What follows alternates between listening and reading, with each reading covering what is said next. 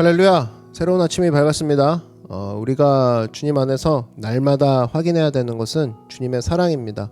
우리는 어제도 실수했고 또 실패했을 수도 있지만 변하지 않는 것은 예수님의 사랑이죠. 그 예수님의 사랑을 날마다 확인해야 된다는 겁니다. 그랬을 때 우리가 자녀된 것을 잊지 않고 흔들리지 않는 것을 유지할 수 있다는 거죠. 오늘도 그 자녀됨을 가지고 예배 가운데 나아갑시다. 예배를 통해서 위로와 평강과 능력을 체험하는 우리 모두가 되기를 바랍니다. 기도하겠습니다. 사랑해 주님 감사합니다. 오늘 자녀됨의 능력을 붙잡고 나아갑니다. 우리를 자녀 삼아 주신 주님 앞에 나아가는 모든 하나님의 이 어린아이들과 같은 예배자들 주님께서 품어주시고 양떼를 주님께서 안아주셔서 오늘도 주님이 주시는 참 위로와 참 평강을 얻고 일어나게 하여 주시옵소서. 예수님의 이름으로 기도드렸습니다. 아멘. 함께 말씀 보겠습니다. 사무엘하 17장 1절에서 14절 말씀 함께 보겠습니다. 사무엘하 17장 1절에서 14절 말씀 제가 봉독하겠습니다. 아히도벨이 또 압살롬에게 이르되 이제 내가 사람 12,000명을 택하게 하소서. 오늘 밤에 내가 일어나서 다윗의 뒤를 추적하여 그가 고나고 힘이 빠졌을 때 기습하여 그를 무섭게 하면 그와 함께 있는 모든 백성이 도망하리니 내가 다윗 왕만 쳐 죽이고 모든 백성이 당신께 돌아오게 하리니 모든 사람이 돌아오기는 왕이 찾는 이 사람에게 달렸음이라. 그리하면 모든 백성이 평안하리이다 하니 압살롬과 이스라엘 장로들이 다 그 말을 옳게 여기더라. 압살롬이 이르되 아렉 사람 후세도 부르라. 우리가 이제 그의 말도 듣자 하니라. 후세가 압살롬에게 이르매 압살롬이 그에게 말하여 이르되 아히도벨이 이러이러하게 말하니 우리가 그 말대로 행하랴. 그렇지 아니하거든 너는 말하라 하니 후세가 압살롬에게 이르되 이번에는 아히도벨이 베푼 계략이 좋지 아니하니이다 하고 또 후세가 말하되 왕도 아시거니와 왕의 아버지와 그의 추종자들은 용사라. 그들은 들에 있는 곰이 새끼를 빼앗긴 것 같이 격분하였고 왕의 부치는 전쟁에 익숙한 사람인즉 백성과 함께 자지 아니하고 지금 그가 어느 굴에나 어느 곳에 숨어 있으리니 혹 무리 중에 몇이 먼저 엎드려지면 그 소문을 듣는 자가 말하기를 압살롬을 따르는 자 가운데에서 패함을 당하였다 할지라. 비록 그가 사자 같은 마음을 가진 용사의 아들일지라도 낙심하리니 이는 이스라엘 무리가 왕의 아버지는 영웅이요 그의 추종자들도 용사인 줄 알미니이다. 나는 이렇게 계략을 세웠나이다. 온 이스라엘을 단부터 브엘세바까지 바닷가의 많은 모래같이 당신께로 모으고 친히 전장에 나가시고 우리가 그 만날 만한 곳에서 그를 기습하기를 이슬이 땅에 내림같이 우리가 그의 위에 덮여 그와 그 함께 있는 모든 사람을 하나도 남겨두지 아니할 것이요 또 만일 그가 어느 성에 들었으면 온 이스라엘이 밧줄을 가져다가 그 성을 강으로 끌어들여서 그곳에 작은 돌 하나도 보이지 아니하게 할 것이니이다 하매 압살롬과 온 이스라엘 사람들이 이르되 아렉 사람 후세의 계략은 아히도벨의 계략보다 낫다 하니 이는 야훼께서 압살롬에게 화를 내리려 하사 아히도벨의 좋은 계략을 물리치라고 명령하셨음이더라. 아멘. 네, 오늘은 하나님의 모략이라는 제목으로 하나님 말씀 증거하도록 하겠습니다. 다윗에게 있어서의 최고의 전략가는 아히도벨이었습니다. 그러니까 쉽게 이해한다 그러면 다윗에게 있어서의 제갈공명의 역할을 하는 사람이 아히도벨이다. 그런데 이 아히도벨이 압살롬의 반란에 가담했죠. 요게 이제 다윗에게는 치명적인 결과를 가져다 올 수 있는 그런 상황이 돼버렸습니다. 왜냐하면 저희가 믿을 만한 최고의 전략가가 반란군에게 넘어간 거거든요. 그런데 우리가 성경을 통해서 알 수 있는 것이 뭐냐? 탁월한 전략가가 있다고 해서 상대방이 승리하는 게 아니라는 거예요. 하나님의 모략, 하나님의 계획이 개입되는 것이 이긴다. 그 편이 승리하는 쪽이지 아무리 인간의 뛰어난 전략가가 그쪽에 있다고 해서 승리하는 게 아니다라는 겁니다. 하나님이 돕지 않으시면 망한다라는 거예요. 우리 인생도 마찬가지입니다. 아무리 힘이 있고 아무리 지혜로운 전략가가 있다 할지라도 하나님의 계략이 없고 하나님의 모략이 없는 팀은 그런 사람은 망하게 된다. 오늘 본문 보니까 아히도벨이 반대편에 가담했음에도 불구하고 탁월한 전략을 갖고 있었음에도 불구하고 다윗이 승리했습니다. 그 이유가 무엇인가? 두 가지 차원인데, 첫 번째는 이런 하나님의 모략, 하나님의 도우심이라는, 하나님의 섭리라는 그 차원이 하나 있고, 또 하나는 이 개인적인 준비됨, 인간적인 준비됨이 있었다라는 거예요. 이 두 가지가 병행해서 성경에 오늘 나와 있다고 생각합니다. 우리도 이 두 가지를 통해서 열세의 조건에도 불구하고 하나님의 도우심, 동시에 우리의 인간적인 준비됨, 이것이 병행되어서 하나님 앞에서 잘 쓰임 받는 모두가 되어야 될 줄 믿습니다. 두 가지를 차례대로 살피겠습니다. 첫 번째는 하나님의 개입인데, 어리석은 결정을 하게 만드는 하나님의 개입이 있다는 거예요. 아히도벨 뭐라고 했느냐? 다윗의 군사가 지쳐 있습니다. 정확하게 파악했습니다. 그래서 오늘 1절과 2절 한번 보시면, 오늘 밤에 당장 공격합시다, 이렇게 제안을 하죠. 그리고 많은 백성들을 데리고 가지 말고, 어차피 여러 사람 적으로 만들지 말고, 동족들이니까 다윗 한 사람만 표적으로 삼아서 공격합시다. 그러면 아무래도 그 두려움에 떠는 백성들이 다윗만 죽는다 그러면 도망치게 될 것이고, 다시금 압살롬의 품으로 돌아오게 될 것입니다. 이렇게 분리하는 정책을 썼습니다. 굉장히 탁월한 정책이죠. 만약에 압살롬이 아히도벨의 전략 그대로 했다 그러면 다윗은 크나큰 위기에 빠졌을 겁니다. 그런데 압살롬이 처음에는 이 얘기를 듣고 올바르다 생각했어요. 그런데 갑자기 이 사람이 신중해졌습니다. 그래서 한 사람의 얘기를 더 들어보자. 그 사람이 누구냐? 이 매복의 사람, 다윗이 숨겨놨던, 어제 우리 살폈죠? 그 후세에게 한 번 더 물어보자. 너는 어떻게 생각하느냐? 후세를 불러다가 얘기를 듣습니다. 물론 후세의 수준은 아히도벨의 전략보다는 훨씬 더 떨어지는 전략가예요. 그럼에도 불구하고 압살롬이 후세를 불러다 묻죠. 물었더니 후세가 뭐라고 하냐면, 압살롬에게 일종의 겁을 주기도 하고, 다윗은 용사다, 쉽게 당하지 않는다, 지금 그리고 분노하고 있기 때문에 아마도 크게 일어날 것이다, 지금은 공격할 때가 아니다, 그런 얘기를 합니다.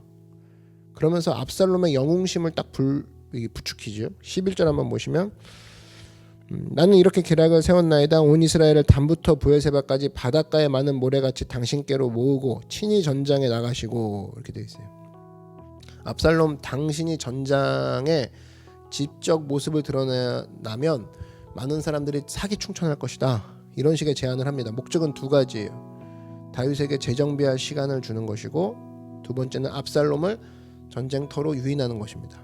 이 두 가지 전략이 녹아 있는 거죠. 나중에 결국엔 이 후세의 전략대로 압살롬이 전쟁터에 나가서 상수리 나무에 자기 머리털이 걸려서 죽게 되는 일들이 벌어지죠. 후세의 전략이 보니까 나중에는 탁월했더라. 그런데 누가 보더라도 주변에 있는 많은 사람들이 그랬다고 생각합니다. 아히도벨의 전략이 훨씬 탁월합니다. 후세의 전략은 뭔가 찝찝해 보입니다. 그런데 하나님께서 결국엔 결정하는 사람, 그 자리에서 결정하는 그 반란군의 대장은 압살롬이죠. 그 사람을 어리석게 만들었다라는 거예요. 그래서 탁월한 전략이 올라왔고 어리석은 전략이 올라왔는데, 탁월한 전략은 저버리게 만들고 엉뚱한 전략을 택하게 만들어서 멸망의 길로 가게 만들더라. 여러분, 우리가 이 땅 살면서도 정말 이해 못할 일들이 많이 일어나죠. 어떤 사람이 굉장히 유리한 조건에 있어요. 누가 보더라도 근데 저렇게 하면 망할 것 같아요. 그런데 묘한 것은 그 순간에 그렇게 똑똑한 사람이 어리석음이 임해서, 저는 어리석음의 영이라고 얘기하는데, 말도 안 되는 길을 택해서 망하는 길로 갈 때가 있다는 겁니다. 이걸 어떻게 해석할 거냐? 하나님이 어리석게 만드셨다, 이렇게밖에 해석이 안 된다는 거예요. 그렇게 평상시에 총명하던 사람이 어느 순간 어리석어진다. 욕심 때문에 눈이 어두워지고, 이런 경우가 굉장히 많다는 겁니다. 우리가 하나님의 은혜를 받았다, 이럴 때가 있지 않습니까? 하나님의 은혜를 받았다. 하나님의 은혜를 받은 증거가 무엇인가? 여러 가지 증거가 있는데, 하나님의 은혜를 받은 증거 중에 하나는 지혜롭게 된다라는 거예요. 결정을 내릴 때. 또 하나, 하나님의 은혜를 받은 증거는 믿어진다라는 겁니다. 그렇게 불신하는 사람이 하나님의 말씀이 이제는 믿어지기 시작하는 거예요. 그리고 겸손해지는 거죠. 조언을 들을 줄 알게 됩니다. 이게 바로 하나님의 은혜 받은 사람의 특징이라는 거예요. 반면에 하나님께로부터 심판받은 사람의 특징이 뭐냐? 심판이 그 자체죠. 교만해지기 시작합니다. 그리고 안 듣기 시작하고 안 들어서 점점 더 어리석어지는 거예요. 그래서 나중에는 결국에 엉뚱한 결정을 내려서 무너지게 만드는 상황까지 간다. 목회하면서 이런 경우가 얼마나 눈에 띄는지 모릅니다. 정말 많이 봐요. 어떤 사람은 정말 어리석어요.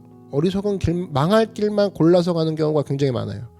어쩌면 그렇게 교만한지, 또 어쩌면 그렇게 목이 뻣뻣한지.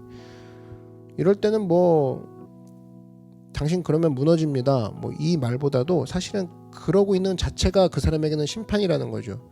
심판이기 때문에 그런 모습이 있다는 겁니다. 하나님이 오늘 본문 말씀대로 화를 내리시기로 작정한 거라는 거죠. 오늘 중요한 성경의 시각이 나오지 않습니까? 14절 한번 보시면 압살롬과 온 이스라엘 사람들이 이르되 아렉사랑 후세의 계략은 아히도벨의 계략보다 낫다 하니 이는 야훼께서 압살롬에게 화를 내리려 하사. 압살롬으로 하여금 하나님께서 어리석게 만드신 이유가 뭐냐? 압살롬에게 화를 내리려 하사. 이게 바로 심판이었다라는 거예요.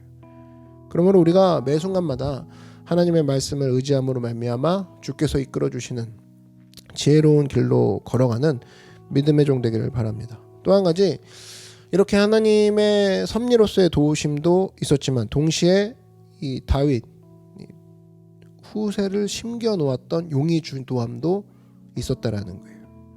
다윗이 우리가 어제 살펴봤죠. 다윗이 따라오려고 하는 후세를 머물게 합니다. 너는 남아 있어서 압살롬의 궁전에서 할 게 있다. 그러나 이런 매복시켜 놓은 사람 때문에 강력하게 쓰임을 받게 되더라. 무슨 얘기예요? 성도들이 모여 있는 것도 중요하지만 사실은 흩어져서 움직이는 거, 이게 하나님의 나라의 사역을 감당하는 중요한 일이라는 거예요. 저는 한국교회 약점이 그거라고 생각합니다. 자꾸만 교회에서만 모이는 걸 열심히 해요. 성도끼리 모여서 교제하고 뭐 좋죠. 그러나 그 안에서 다툼이 일어날 수도 있고, 사도행전 6장 같은 데 보면 히브리파 가부와 헬라파 가부가 다툼을 벌이지 않습니까? 뭐예요? 성도들끼리만 모여 있으면 썩게 돼 있다라는 거예요. 근데 이 성도들이 예배를 드리고 나서 삶의 현장에서 흩어져서 일을 할 때 이 후세처럼 숨어있는 하나님의 백성의 역할을 감당할 때 그때 중요한 역할을 감당하고 악한 마귀의 계계를 무너뜨릴 수 있다는 겁니다. 그때 하나님의 영광이 곳곳에 스며들게 된다라는 거예요. 그러므로 우리가 삶 속에 후세의 전략이 머릿속에 있어야 됩니다. 후세. 내가 하나님의 백성이지만 궁전으로 돌아간다.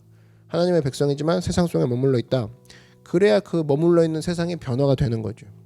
마치 배가 물 위에 떠 있지만 물과 접촉은 돼 있지만 물이 그 안에 들어오진 않죠. 그렇지만 물 위를 가르면서 가는 거, 그러면서 물을 가르게 하는 거, 물에게 영향을 주는 거, 물을 흔들면서 앞으로 나아가는 거. 그러려면 물 위에 있어야 되죠.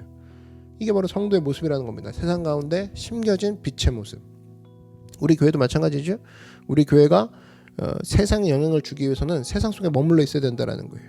그러면서 그 안에서 하나님의 지혜를 구하고 은혜를 구하는 그 가운데 사역을 감당해야 된다라는 겁니다. 이것은 뭐 굳이 잘하고 못하고의 문제가 아니라 존재하는 것 그 자체로도 빛을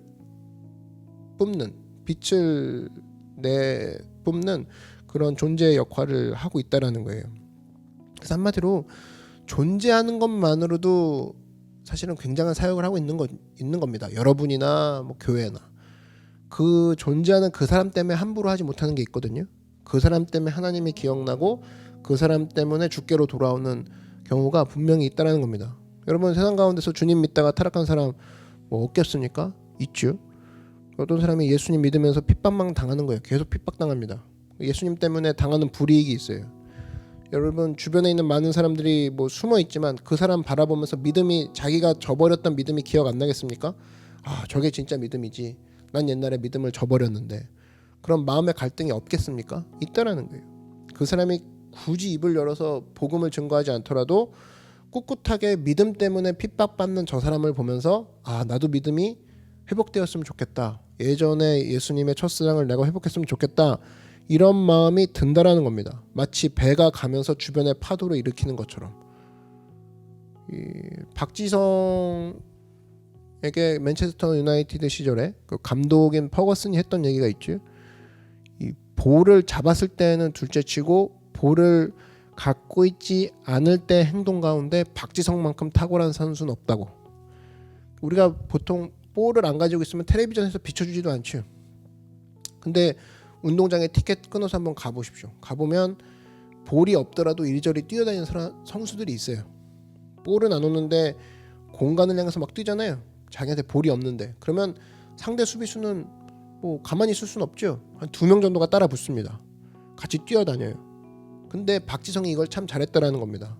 이 사람은 뭐 지치지도 않고 볼이 없는데도 계속 뛰어다니니까 수비수가 2명이 붙고 3명이 붙고 자꾸 붙는 거예요. 그러다 보면 어느새 경기장 전체를 보면 빈 공간이 반드시 생긴다라는 겁니다. 그러면 박지성이 들어갔을 때 공격수들이 찬스가 더 많이 온다라는 거예요. 박지성이 빈 공간을 만들어 주니까. 저는 이 박지성 같은 역할이 성도가 삶 속에서, 세상 속에서 해야 될 역할이라고 생각합니다. 실제적으로 무슨 특별한 일을 하는 건 아니지만 오히려 움직여주는 것, 존재하는 것만으로도 사람들에게 하나님의 일들이 들어갈 수 있는 빈틈을 내어준다라는 거예요. 어떤 가능성이 열려지는 거죠.